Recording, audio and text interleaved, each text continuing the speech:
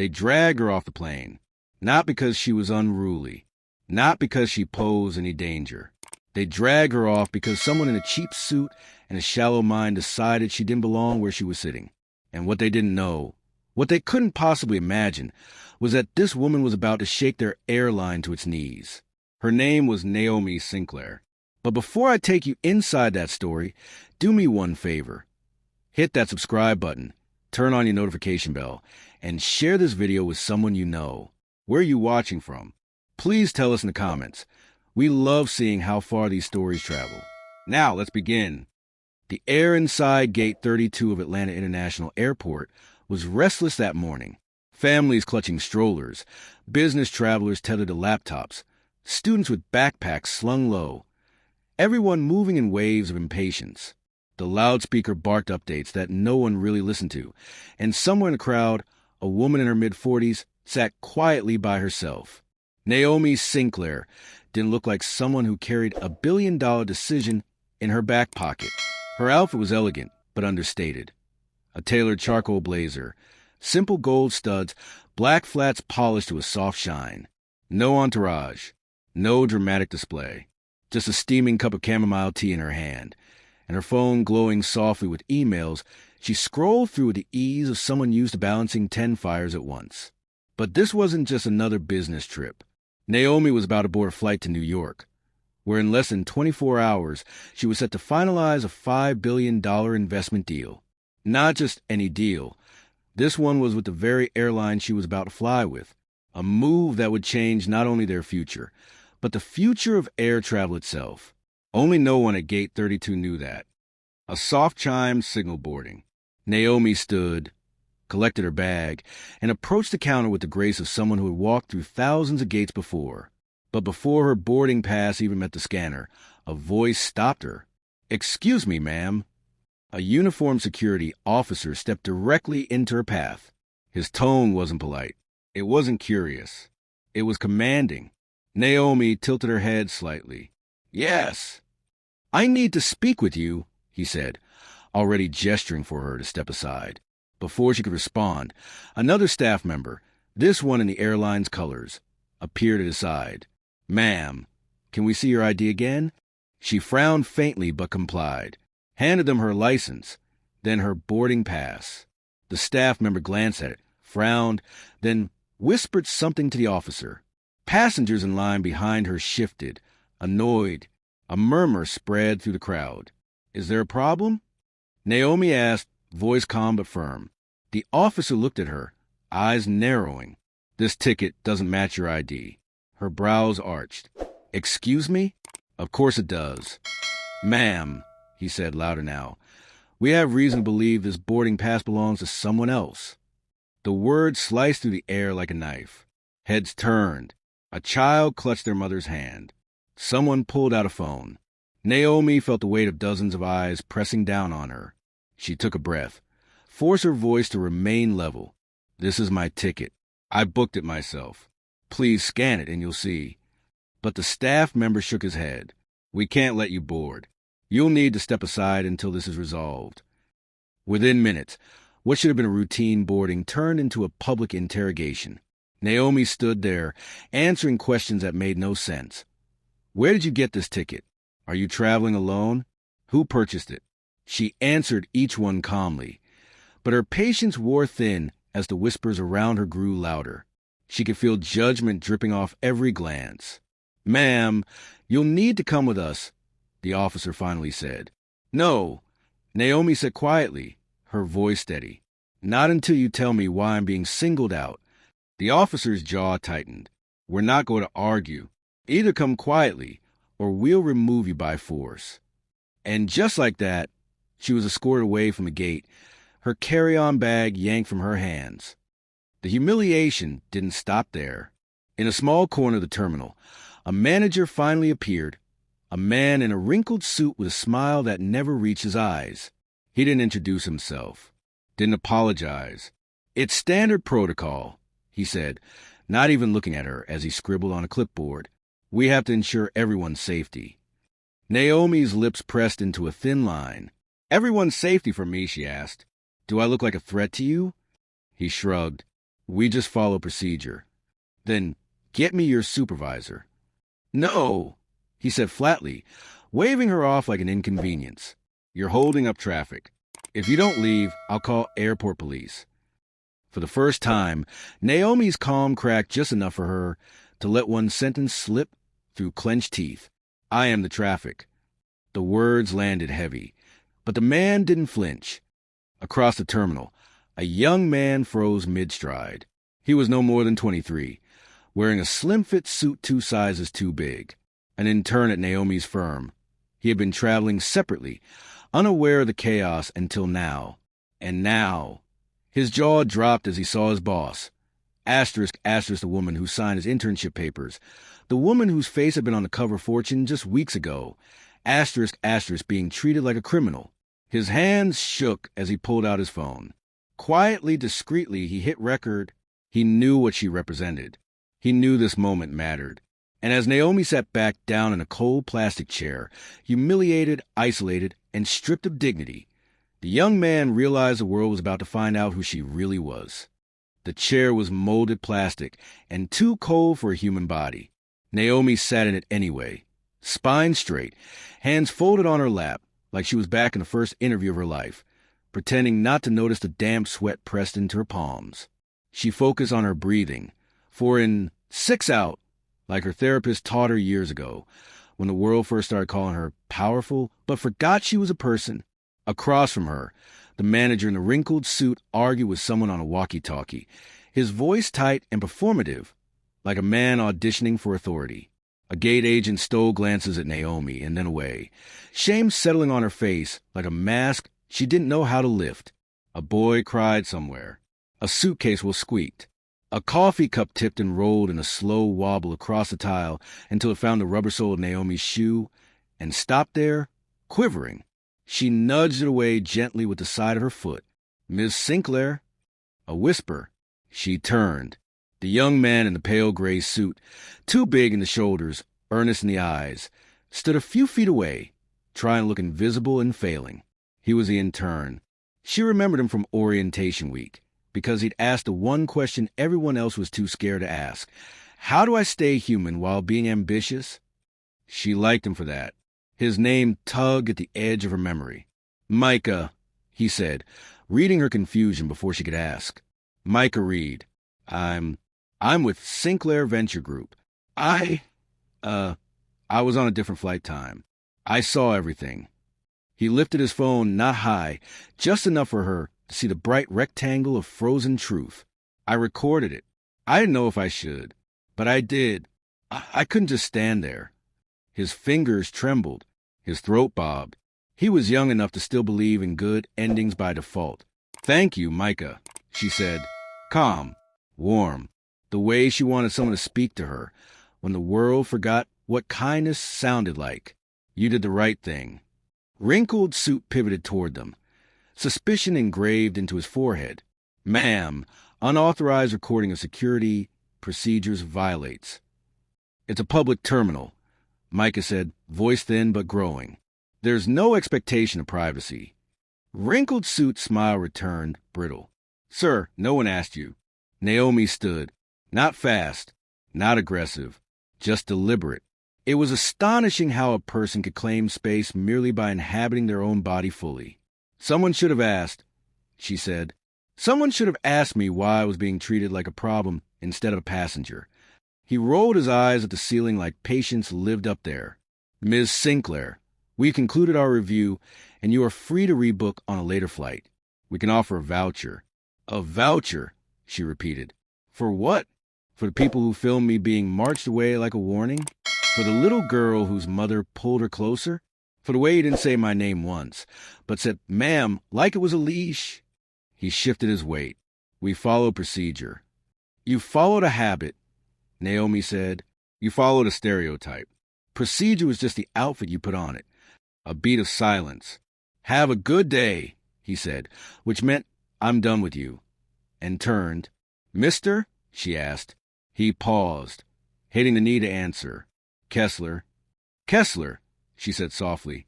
"I'm going to ask you one more time to bring a supervisor." "And I'm going to tell you one more time," he said, jaw tightening. that you're holding up foot traffic. Something inside Naomi clicked into alignment. Not anger, not even defiance. Something simpler. The steel blue clarity of a decision. She reached for the handle of her carry-on, still at his feet, as if the bag itself needed permission to belong to her, and took it back. Then she lifted her phone, opened a new message thread, and hovered her thumb over a single name, Dana Cho. Miss Sinclair? Micah whispered, "Do you want me to? I can get water, or find a quiet corner, or call legal. We can file a complaint." "Micah," she said, eyes never leaving the name on her screen, "do me a favor first. Text yourself that video. Back it up to your drive, and then airdrop it to me." His hand stopped trembling.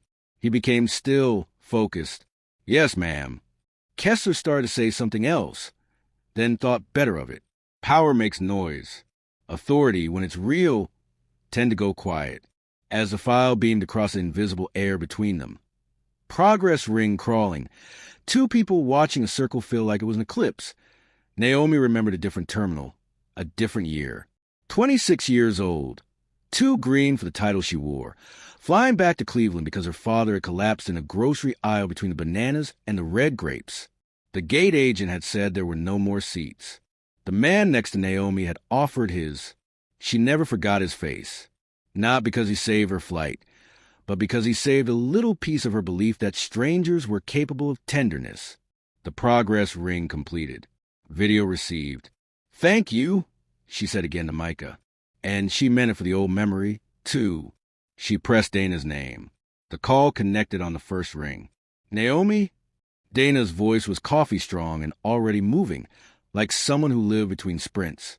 "You in the air yet? I just got off with legal on the indemnity language." "No," Naomi said, and there must have been something in the way she shaped that single syllable because Dana stopped talking. "What happened?" Naomi looked past a reflection in the terminal glass. In it, she saw what everyone else saw, a black woman in an elegant blazer, posture like a lighthouse. What she felt inside was something softer and much older, a childhood memory of standing in a department store while a saleswoman followed her mother down each aisle, the soft crackle of suspicion like static. Her mother had put one hand on Naomi's head and kept walking. "We keep walking," she'd said, "but we don't forget." "Security flagged me at the gate," Naomi said my ticket didn't match my ID. Escorted me away. Manager refused a supervisor. "There's video." She glanced at Micah. He gave a small nod. "It's clear, Dana." Silence on the line. Not empty. Focused. "I'm so sorry," Dana said. She meant it. Dana had been with Naomi in rooms where men explained Naomi's own math back to her, slower and louder, as if volume could shrink her. Dana had also been there the day Naomi signed their first billion-dollar term sheet, and then walked alone to the river for 10 minutes to cry, where no one could interpret the tears as weakness. "You in a private spot?" Dana asked. "No. Terminal." Naomi said, "Put me on speaker. Board level." Now. Naomi watched Kessel watch her. It unsettled him that she wasn't unsettled. That's the thing about dignity. It's an unfamiliar accent to people who don't practice it. A chime clicked. More lines joined. Names echoed in. People clearing throats in cities where the clocks wore different numbers. Board members. The ones who treated her like she was an equation that always solved, which meant they forgot equations begin with unknowns. "Naomi," said Alden Brooks, elder statesman voice, cautious and lacquered. "We're 5 signatures from the finish line. You're airborne." "No," Naomi said. "I was removed from the gate of our partner Airline, accused of using someone else's boarding pass. Escorted in front of the entire terminal. Denied a supervisor. There is video. A ripple. My God. That's unacceptable. We'll make sure they apologize. We can leverage." "I'm not calling for an apology," Naomi said. She let the sentence sit there a moment. Let it fill the gaps where people wanted to stuff platitudes. "I'm calling to tell you that I am reconsidering our participation," she continued. "Not because my feelings are hurt. Not because I want a headline. Because culture eats strategy, and the culture I just experienced is the culture that will sabotage this investment from the inside. Naomi, Alden said carefully, the way a man talks to a stormy, hopeful pass north. The deal is bigger than a single incident at a gate. No deal is bigger than the values that will govern it, she said. We are not buying aircraft, Alden. We are buying leadership. If leadership cannot train a manager to tell the difference between procedure and prejudice, then leadership cannot steward $5 billion of our capital with care. He exhaled through his nose. Somewhere else, a clock ticked. Somewhere else, a woman looked at her own reflection in a window and practiced how to be smaller. Let's get their CEO on the line, someone said. Immediate escalation. We can tie conditions to close. We can require training modules. We can... Conditions are what you write when you don't trust behavior, Naomi said. And sometimes conditions are the excuse you use to ignore a rotten beam. I'm tired of buildings collapsing on the same people. Dana said nothing. She didn't need to. Her breath in the receiver was a steady metronome that kept Naomi's cadence even. Kessler's walkie crackled again. He murmured something about resolution achieved, and guest is free to rebook, and moved along. He did not say the words, we were wrong. He did not say, we are sorry. He looked at Naomi like this was an inconvenience, successfully managed instead of morality play he failed. Naomi, Alden tried again, slightly less lacquered. I will personally call their chief this afternoon. There will be accountability. Accountability. People loved that word because it sounded like a door. Often it was just a wall with a fresh coat of paint. Naomi didn't raise her voice. She didn't need to. I don't want to count heads rolling. Alden, I want to count people treated with dignity at 5 a.m. on a Monday when no camera is watching. If the only time a company behaves is when a check is in the room, then the company is not worth the check. Are you proposing we pause? Another director asked, appalled by the idea of time being used for anything other than compounding returns. Naomi looked at Micah. He looked back like he was witnessing a constellation form in a night he thought was empty.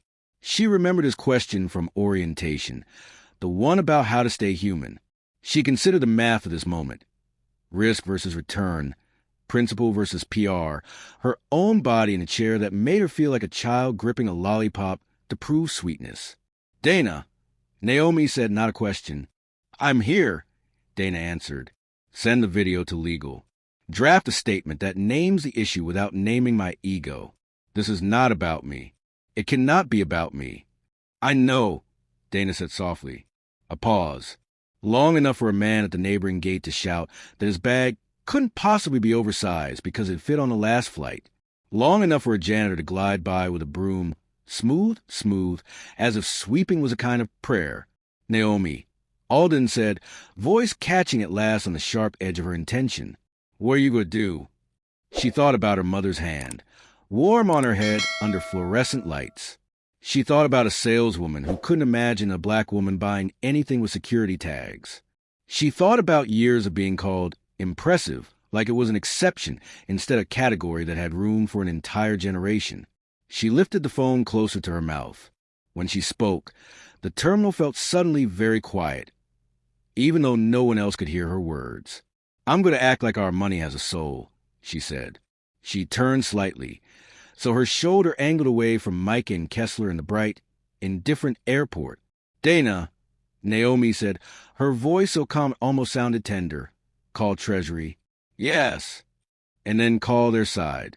Use the line they used on me. What line? Dana asked. Naomi let the smallest smile crease one corner of her mouth. Protocol. Understood, Dana said, a hint of steel ringing under the syllables now. Naomi's eyes traced the people flowing past. A grandmother in a cobalt dress gripping a boarding pass with both hands. A teenager in a hoodie touching the edge of a dream he hadn't told anyone yet. A flight attendant reapplying lipstick like armor. There is a moment, right before you decide, where the world organizes itself into a single, simple question. Who are you when no one grants you permission to be? Naomi already knew. She looked through the glass at a thin slice of runway and the nose of a plane cutting the horizon like a promise. Then she lowered her voice a fraction, like a person setting a crown on her own head without needing witnesses. Pull the offer, she said. All $5 billion. Effective immediately. The silence after her words was heavy. Not awkward silence. Not confused silence. The kind of silence that comes when everyone in the room or on the call understands something irreversible has just happened.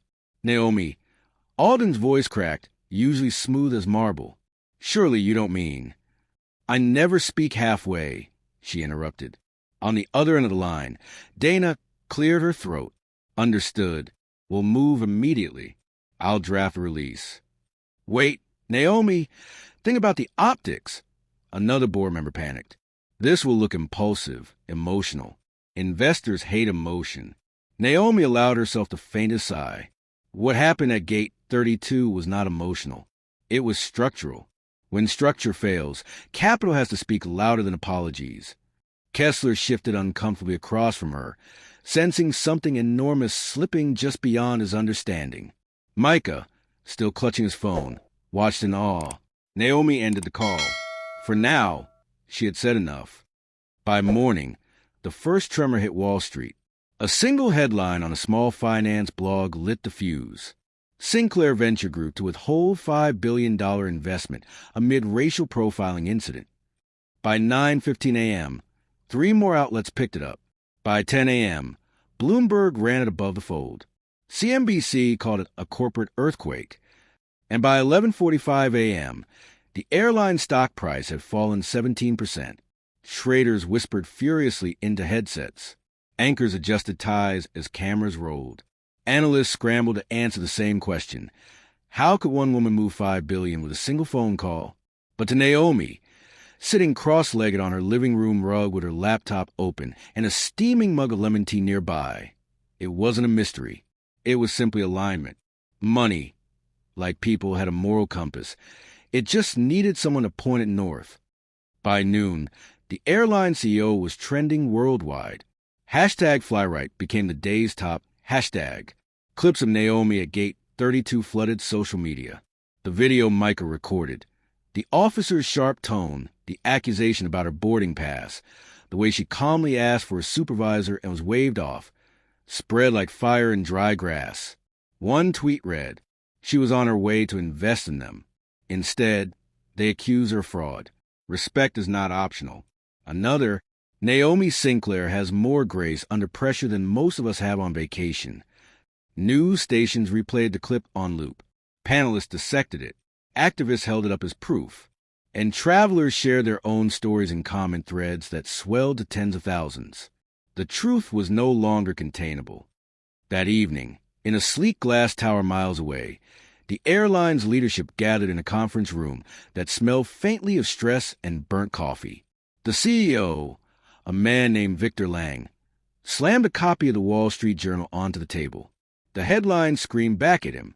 Sinclair pulls $5 billion deal after discrimination scandal. This is a disaster, Lang growled. We were weeks away from stabilizing international routes. Now we're bleeding in public. Should we release a statement? A vice president asked nervously. Of course we release a statement. Lang snapped. Something apologetic, professional.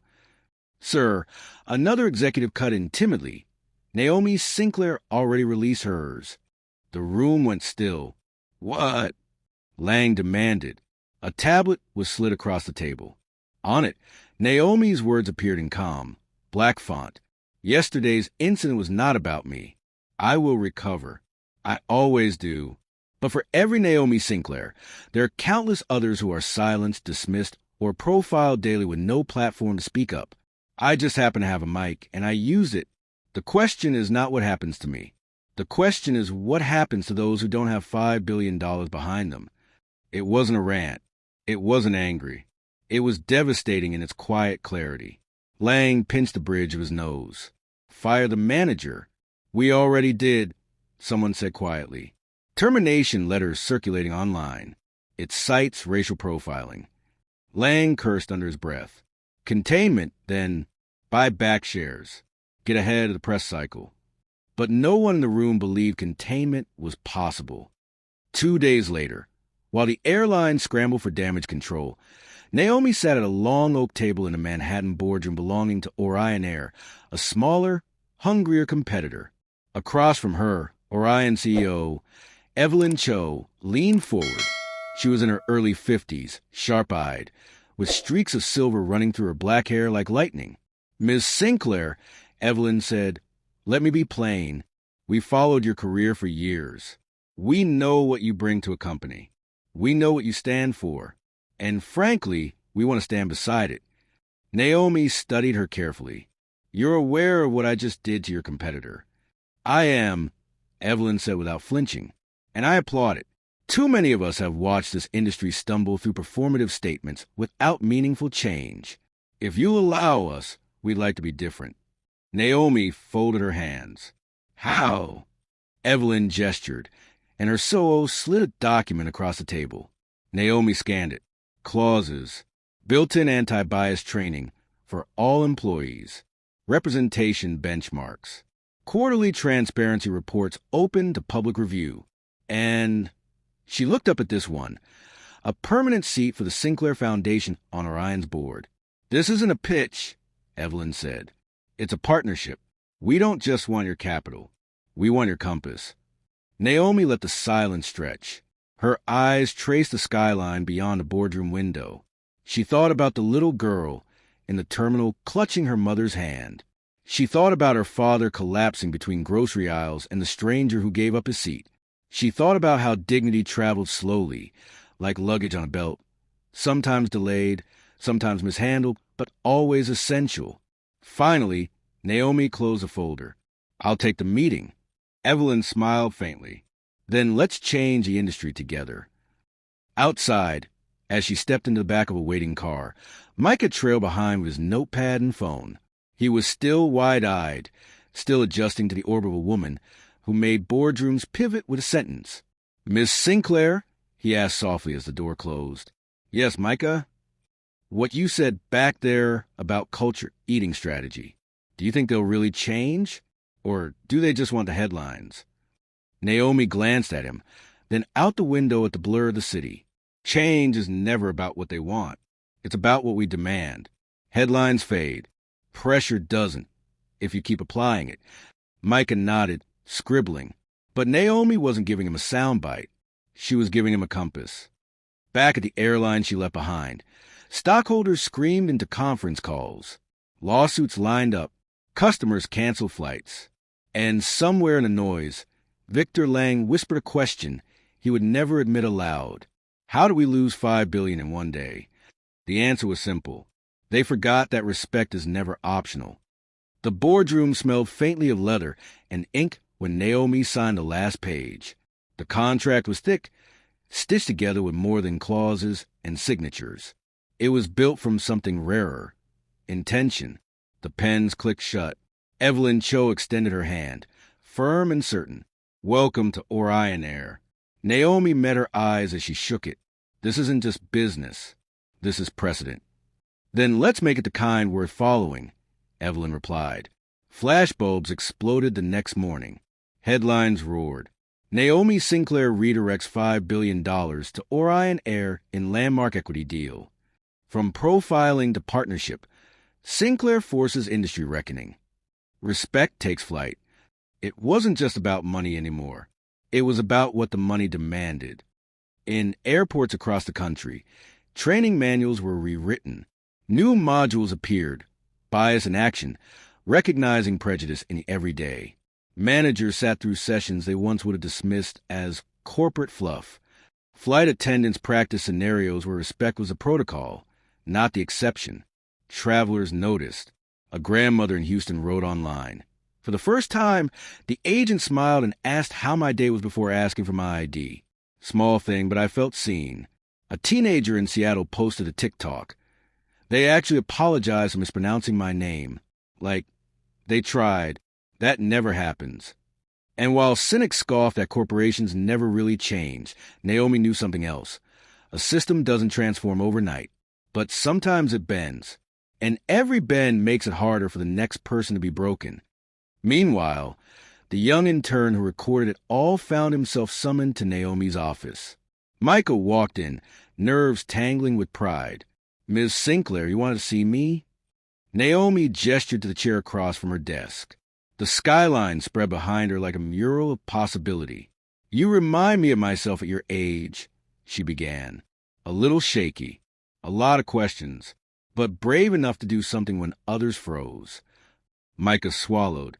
I didn't know if I should.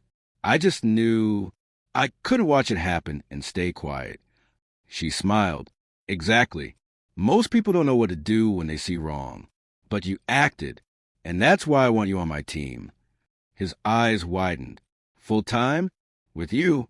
Yes, Naomi said. Because anyone who sees injustice and reaches for courage instead of convenience, she paused, choosing the word carefully, deserves to be part of the solution. Micah exhaled, almost a laugh. Thank you, ma'am. I won't let you down. You already didn't, she replied. Victor Lang, the airline CEO she left behind, resigned 6 weeks later. His official statement cited personal reasons. Unofficially, everyone knew the truth. One woman had shown the world how fragile a giant can be when it builds itself on arrogance. But Naomi didn't gloat. She didn't clap back at critics. She simply kept moving. At a press conference announcing the Orion partnership, a reporter shouted, Ms. Sinclair, what message do you hope this sends to corporate America? Naomi leaned into the microphone. Her voice was steady, warm. That dignity is not negotiable. That silence is not safety. And that power doesn't always shout. It acts. You can't train respect into a person overnight. But you can decide as a company, as an industry, that disrespect has no budget line. That's the choice we made today. Flashbulbs popped, pens scratched. But what mattered most wasn't in the headlines. It was in the ripple. Because somewhere, a young girl scrolling through her phone would see Naomi's face and think, maybe I don't have a shrink. Somewhere, an airport agent would stop themselves before saying, she doesn't look like, and instead say, welcome aboard. That night, alone in her apartment, Naomi sat by the window with a cup of tea. The city lights blinked like a constellation of restless stars. She thought of her mother's words in that department store decades ago. We keep walking, but we don't forget. Naomi smiled faintly. I didn't forget, Mama. I just walked further than they ever expected. Moral of the story. Discrimination may not wear uniform, but when exposed, it always leaves a stain. Respect should never be optional. And just because someone looks ordinary doesn't mean they aren't extraordinary. Never underestimate the quiet ones. They're often the ones who own the runway you're standing on. So tell me, what would you have done if you were Naomi? Walked away quietly or pulled the offer like she did? Drop your thoughts in the comments. And don't forget, hit that subscribe button, turn on your notifications, and share this story with someone who needs to hear it. Where are you watching from? Please tell us.